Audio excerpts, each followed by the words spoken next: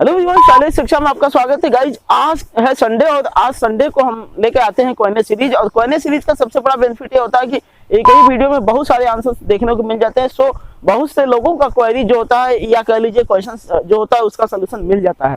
सो ये बहुत ही important video साबित होती है। और अगर आपके लिए ये वीडियो इंपॉर्टेंट साबित होती है या फिर ये वीडियो आपको पसंद आती है तो प्लीज आप इस चैनल को सब्सक्राइब कर लीजिएगा, बेल आइकन दबा लीजिएगा, ऑल का ऑप्शन सेलेक्ट कर लीजिएगा, लाइक शेयर कमेंट करना बिल्कुल ना भूलिएगा।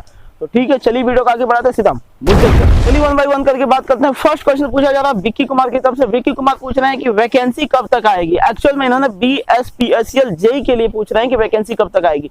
और यही क्वेश्चन बहुत ज्यादा पूछा जा रहा है कि वैकेंसी कब तक आएगी सर। यहाँ पर हम इसके बारे में कई वीडियो में बोल चुके हैं कि आपकी वैकेंसी जो है कि देखिए टेंडर वगैरह तो सब पास ही हो गया है। तो टेंडर पास होने के बाद 2-2.5 महीने बाद वैकेंसी आती है। तो हो सकता है जुलाई के लास्ट तक वैकेंसी आपकी आ जाए।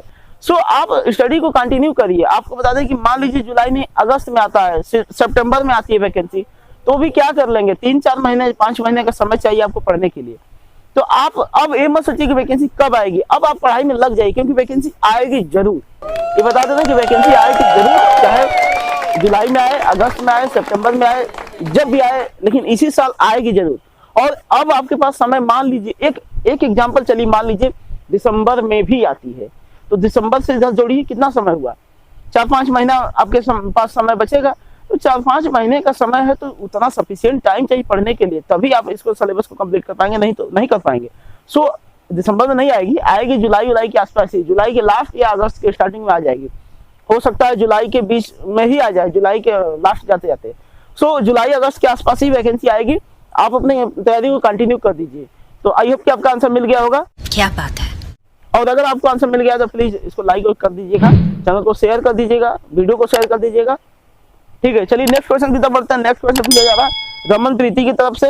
इन्होंने पूछा कि सर ऑफिसर असिस्टेंट की कब तक वैकेंसी आएगी, प्लीज रिप्लाई सर। और फिर उसके बाद सरफराज ने भी यही क्वेश्चन पूछा है, सरफराज अहमद ने, कि सर ऑफिस असिस्टेंट मतलब ऑफिसर असिस्टेंट कब आएगी। तो आपको हम बता दें कि ये सब जो वैकेंसी है इन्होंने यूपीपीसीएल से रिलेटेड पूछा है। तो यूपीपीसीएल में जैसे कि आपको पता ही है कि ऑफिसर जो पर्सनल ऑफिसर है उसकी वैकेंसी आई है और उसके पहले रिजल्ट वगैरह आया था। तो इसका मतलब कि अब यूपीपीसीएल में वैकेंसी आना स्टार्ट हो गया। और यूपीपीसीएल का रिकॉर्ड रहा है कि ठंडी के महीने में धड़ाधड़ वैकेंसी आती है उसकी। तो अब इसकी वैकेंसी जल्दी आएगी, देखने को जल्दी मिल सकती है। सो आप लोग कंटिन्यूटी बना के पढ़िए, तैयारी इस समय लग जाइए पूरी तरह से तैयारी में, क्योंकि यहाँ पर जब वैकेंसी आएगी तो आप घबरा जाएंगे, फिर पढ़ाई करने का मौका नहीं मिलेगा। और वैकेंसी आने के 1-1.5 महीने बाद आपका एग्जाम भी हो जाएगा। सो आप ये मत सोचिए कब आएगी, आप ये मान के चलिए कि वैकेंसी आ गई और आएगी जरूर। सो आप पढ़ाई में लग जाइए पूरी तरह से और वैकेंसी जल्दी देखने को मिलेगी। 1-2 महीने में हो सकता है देखने को मिल जाए, क्योंकि वैकेंसी यूपीपीसीएल में आना स्टार्ट होती है तो धड़ाधड़ सब वैकेंसी आने लगती है और आनी वैकेंसी स्टार्ट हो गई है। सो पहले बड़े लेवल की वैकेंसी आ रही है, फिर उसके बाद धीरे धीरे ऑफिस असिस्टेंट, TG2, जेई वगैरह की सब वैकेंसी आएगी। सो 2-2.5 महीने या हो सकता है इसी के आसपास 2-2.5-3 महीने के रेंज में आपकी वैकेंसी जरूर देखने को मिल जाएगी। सो आप कंटिन्यूटी बना के पढ़िए। आई होप कि आपका आंसर मिल गया होगा, तो लाइक जरूर कर दीजिएगा। तो ठीक है, चलिए नेक्स्ट क्वेश्चन की तरफ बढ़ते हैं। नेक्स्ट क्वेश्चन पूछा जा रहा है इलेक्ट्रिकल स्टडी प्लेटफॉर्म की तरफ से। इलेक्ट्रिकल स्टडी प्लेटफॉर्म से पूछा जा रहा है कि सर इलेक्ट्रिकल ओबीसी का क्या कट ऑफ होने वाला है। इलेक्ट्रिकल ओबीसी का क्या कट ऑफ होने वाला है, एनबीसीसी जेई के लिए पूछा जा रहा है। एनबीसीसी जेई के ओबीसी का कट ऑफ क्या होगा, क्वेश्चन का है। तो आपको बता दें कि इस पर हम डेडिकेटेड वीडियो बनाएंगे। इस वीडियो का जो तैयारी वो चल रही है। आपको बता दें कि पिछला 1-2 दिन हम थोड़ा सा बहुत ज्यादा बिजी हो गए थे, इसकी वजह से देखे होंगे कि वीडियो का आना थोड़ा कम हो गया। इसी वजह से बहुत सारी वीडियो, जैसे हमने कहा था TG2 की आएगी पर्सनल, एक डेडिकेटेड वीडियो हम बनाएंगे, वो हम नहीं बना पाए। लेकिन हाँ, आज तो नहीं, कल जरूर दे देंगे उस वीडियो को। उसके बाद हमने कहा था कि बहुत सारी वीडियो को हमने कहा था डेडिकेटेड बनाएंगे, हम नहीं बना पाए क्योंकि ये पिछला 2 दिन बहुत ज्यादा बिजी हो गए थे। अब कल या परसों सारी चीजें जो भी हम कहें सब हम यहाँ पर कंप्लीट कर देंगे। तो ठीक है, आप वेट कर लीजिए इलेक्ट्रिकल स्टडी प्लेटफॉर्म वाले, प्लीज आप वेट करिएगा, आपकी वीडियो जल्दी कल या परसों देखने को मिल जाएगी। चलिए नेक्स्ट क्वेश्चन की तरफ बढ़ते हैं, जो कि अनु कुमारी की तरफ से पूछा जा रहा है। अनु कुमारी पूछ रही है कि yes sir, non technical book का भी वीडियो बना दीजिए। एक्चुअल में क्या है कि हमने एक वीडियो बनाया था जिसमें कि हमने बताया था कि कौन सी बुक्स पढ़े BSPSL जेई के लिए। उसमें हम टेक्निकल पोर्शन के लिए ही सिर्फ कवर किए थे। और अगर आप उस वीडियो को नहीं देखें तो यहाँ आई बटन पे लिंक आ रहा है, उसको जाके देख लीजिएगा, उससे आपका जो डाउट है क्लियर हो जाएगा। सो यहाँ पर इनका वही कमेंट है कि सर नॉन टेक के लिए भी बनाइए। तो नॉन टेक के लिए हम जल्दी वीडियो बना देंगे, इस पर डेडिकेटेड वीडियो आएगी, बस आप 1-2 दिन का वेट करिए। ठीक है, वीडियो में अगर आप हैं तो लाइक करके ही जाइएगा।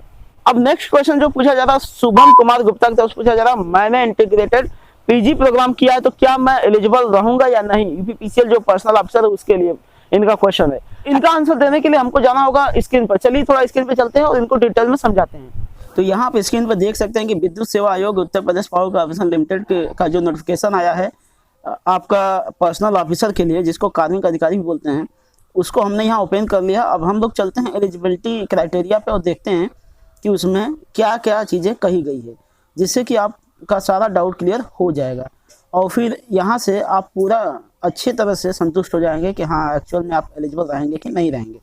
तो चलिए हम लोग देखते हैं कहाँ गया क्राइटेरिया। तो यहाँ आप देख सकते हैं 4th नंबर पर दिया गया है अनिवार्य शैक्षिक एवं अन्य अर्हताएं। इसको हम लोग पढ़ते हैं, देखते हैं कि इसमें क्या चीज़ें दी गई है। तो आवेदन के समय अभ्यर्थी के पास निम्न अर्हताओं का पूर्ण धारित होना आवश्यक है। आपके पास ये सभी सर्टिफिकेट होने चाहिए। क्या? देवनागरी लिपि में हिंदी का पर्याप्त ज्ञान होना चाहिए, मतलब आपको हिंदी अच्छी तरह से आनी चाहिए देवनागरी लिपि में। उसके बाद सरकार द्वारा मान्यता प्राप्त विश्वविद्यालय से स्नातक उपाधि, आपके पास स्नातक होना चाहिए, मतलब ग्रेजुएशन होना चाहिए। अब इसमें ये नहीं कहा है कि आपको बीई होना चाहिए, बीटेक होना चाहिए या फिर बीए होना चाहिए। तो आप कोई भी है ग्रेजुएशन वाली डिग्री आप लिए हैं तो आप यहाँ पे एलिजिबल रहेंगे। उसके बाद मानव संसाधन या मानव संसाधन एवं कार्मिक प्रबंधन या मानव संसाधन एवं औद्योगिक संबंध के साथ 2 वर्षीय पूर्णकालिक स्नातकोत्तर डिग्री या स्नातकोत्तर डिप्लोमा या स्नातकोत्तर प्रोग्राम। तो देखिए लिखा 2 वर्षीय पूर्णकालिक, मतलब कि आप फुल टाइम में आपके पास डिग्री, डिप्लोमा या स्नातकोत्तर का कोई प्रोग्राम होना चाहिए, तब आप एलिजिबल रहेंगे। इसका मतलब कि आप इंटीग्रल या दूरस्थ वाला डिप्लोमा किए हैं या पार्ट टाइम में डिप्लोमा किए हैं तो आप एलिजिबल नहीं रहेंगे। तो आई होप कि आप यहाँ पर क्लियर हो गए होंगे कि एक्चुअल में आप एलिजिबल हैं कि नहीं हैं। तो अगर आप पार्ट टाइम या दूरस्थ डिप्लोमा किए हैं तो आप समझिए कि एलिजिबल यहाँ नहीं है। और इसके साथ साथ अगर आपके पास ग्रेजुएशन की डिग्री नहीं है तो बिल्कुल एलिजिबल नहीं है। उसके अलावा यहाँ अनुभव दिया है कि श्रम, औद्योगिक संबंध एवं श्रम कल्याण इत्यादि के मामलों में किसी विद्युत परिषद, विद्युत उपक्रम या किसी बड़े औद्योगिक संस्थान से कम 1 वर्ष का स्वतंत्र रूप से कार्य करने का व्यवहारिक अनुभव होना चाहिए, या फिर मानव संसाधन प्रबंधन में किसी विद्युत परिषद, विद्युत उपक्रम या किसी बड़े औद्योगिक संस्थान से कम 1 वर्ष का स्वतंत्र रूप से कार्य करने का व्यवहारिक अनुभव होना चाहिए। और यह इंपॉर्टेंट है, मतलब मस्ट है, आपके पास होना ही चाहिए, तभी आप एलिजिबल रहेंगे। तो आई होप कि आप समझ गए होंगे कि आपके पास क्या क्या चीज़ें होनी चाहिए। और अगर पार्ट टाइम डिप्लोमा किए तो आप एलिजिबल नहीं है। तो ठीक है, चलिए नेक्स्ट आगे वीडियो में बढ़ते हैं। तो आई होप कि आपको समझ में आ गया होगा। तो जाने से पहले लाइक करके ही जाइएगा। अब नेक्स्ट क्वेश्चन की तरफ बढ़ते हैं। नेक्स्ट क्वेश्चन पूछा जा रहा है कि रश्मि वाल्मीकि की तरफ से। रश्मि वाल्मीकि पूछ रही कि सर एससी कास्ट वालों के लिए नहीं फिलअप कर पाएंगे फॉर्म। एक्चुअल में क्या है कि पर्सनल ऑफिसर के लिए जो हम वीडियो बनाए थे तो उसमें इन्होंने पूछा है कि सर बताइए पर्सनल ऑफिसर के लिए क्या हम एससी कैटेगरी वाले फॉर्म फिलअप नहीं कर पाएंगे। एक्चुअल में क्या है कि उसमें एससी के लिए कोई भी सीट नहीं है, 0 सीट दिया गया है, सिर्फ ईडब्ल्यूएस, ओबीसी और जनरल के लिए सीट है। सो इनका क्वेश्चन था कि क्या हम लोग फिलअप कर पाएंगे कि नहीं कर पाएंगे। तो यहाँ पर इसको समझने के लिए चलते हैं हम लोग कंप्यूटर के स्क्रीन पर। तो यहाँ स्क्रीन पर आप देख सकते हैं कि विद्युत सेवा आयोग Uttar Pradesh power corporation limited के थ्रू जो वैकेंसी आई है पर्सनल ऑफिसर का, उसका नोटिफिकेशन हमने ओपन कर लिया है, जिसका कि विज्ञापन संख्या ऊपर आप देख सकते हैं। तो अब यहाँ पर देखते हैं कि जो एससी कैटेगरी के लोग हैं वो यहाँ पर एलिजिबल रहेंगे कि नहीं और वो फॉर्म फिलअप कर सकते हैं कि नहीं। तो यहाँ पर देखिए व्यक्तियों का विवरण दिया है और पद कोड दिया है, पद नाम दिया है, अनारक्षित मतलब यहाँ पे यूआर या जनरल कैटेगरी के लिए 2 सीट है, ईडब्ल्यूएस के लिए 1 सीट है और अन्य पिछड़ा वर्ग के लिए 2 सीट है। उसके बाद अनुसूचित जाति या अनुसूचित जनजाति के लिए यहाँ पे कोई सीट नहीं है।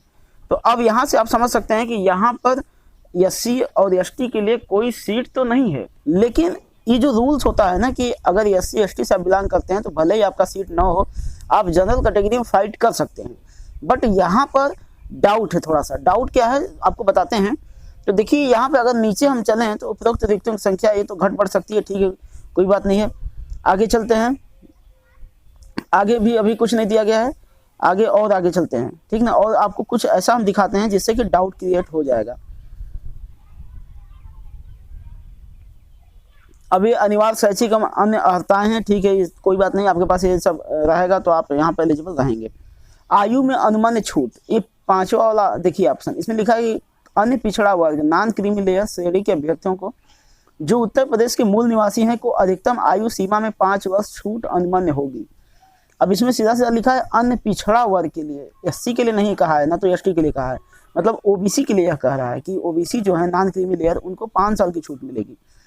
तो यहाँ से आप देख सकते हैं कि अगर SC ST वाले एक्चुअल में एलिजिबल होते, मतलब कि जनरल में फाइट कर सकते हैं, तो यहाँ पर जरूर होता कि नहीं SC वालों के लिए 10 साल छूट होगी, ऐसा कुछ होता। जनरली कह लीजिए कि OBC को 3 साल की छूट होती है, लेकिन यहाँ 5 साल की छूट है। तो यहाँ पर SC ST अगर सीट होती तो यहाँ पर लगभग छूट आपको 7-8 साल तो मिलती ही मिलती। सो यहाँ से डाउट हो रहा है। आगे आरक्षण में देखते हैं। आरक्षण के संबंध में उत्तर प्रदेश शासन द्वारा समय समय पर जारी एवं कॉर्पोरेशन द्वारा अंगीकृत शासनादेशों से निहित प्राविधानों के अनुसार ही आरक्षण के नियम लागू होंगे।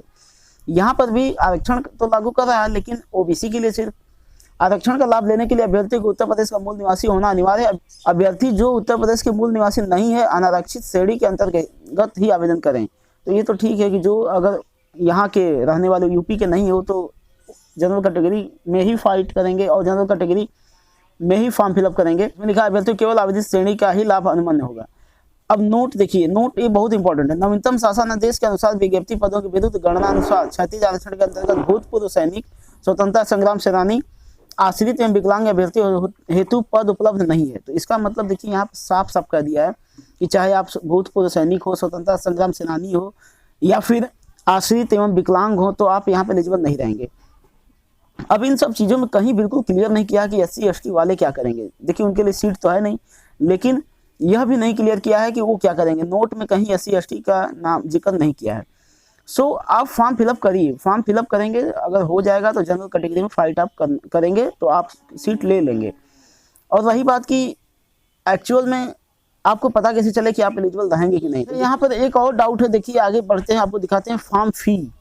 अब फॉर्म फी में भी आपको कुछ लगेगा कि अरे यार क्या होगा इसमें। देखिए आवेदन शुल्क एवं प्रोसेसिंग चार्ज देख सकते हैं, इसमें लिखा है कि नॉन रिफंडेबल है।